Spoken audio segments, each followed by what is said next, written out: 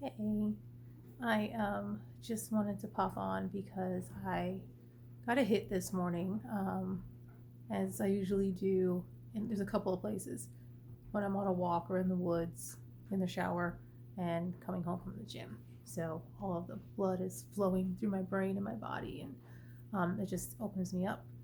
And so what came to me this morning was really thinking about the difference between staying in a positive mode and staying in a negative mode. And for me, the reason to kind of stay out of negative feelings is more compelling than the reason for being positive. And this is why. Because when we focus on negative things, it causes a release of all sorts of stress chemicals in our brain, which then floods our body and goes to each of our cells. It puts us in a fight or flight mode. And so, historically, throughout humankind, fight or flight is exactly what it sounds like. You're either fighting something or you're fleeing from something. And since most of us are not doing that, like I'm working, I'm not going to get up and go punch a punching bag right now or go on a run right now. I'm sitting and I need to stay and do that. And that happens to most of us. We can't run and we can't fight. And so what happens is our body then begins to attack itself on the cellular level. So really trying to find a way, if you're in a space where you're thinking about negative things, and it could be anything, it could be finances. I mean, this year has been awful.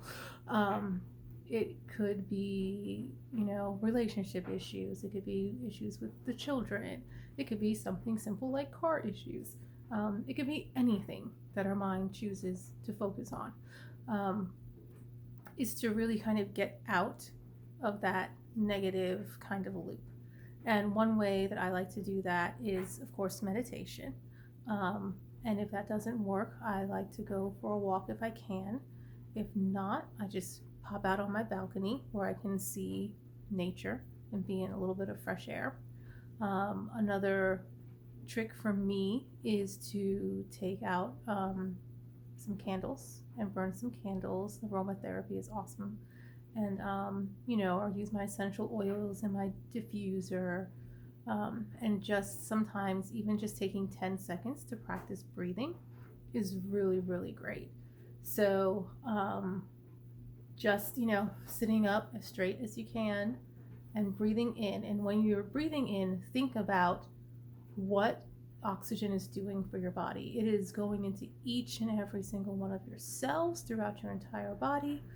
It is processing, bringing in new energy, new air, and then when you breathe out, you're releasing all of the old. So it is quite literally an example that we do every day, all day long, of how to bring in the good and release the bad.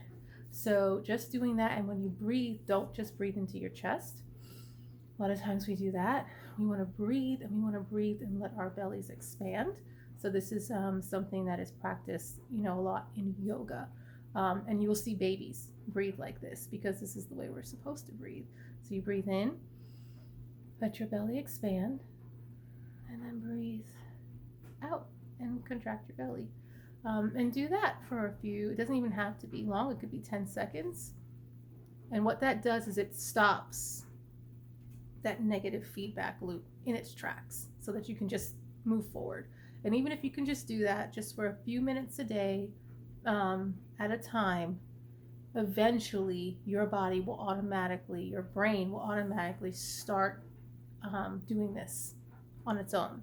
And you'll find yourself less and less in those spaces of complete negativity. They'll last a lot. They'll last longer. That's not really a saying. They won't last as long.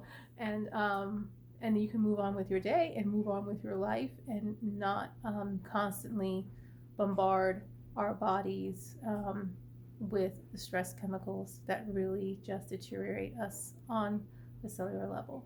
So that's what came to me this morning. It was 4:44, right as I said that, and I just wanted to share that with you today. So I hope you guys have an awesome day. Happy holidays. Merry Christmas for those who celebrate. And I'll see you soon.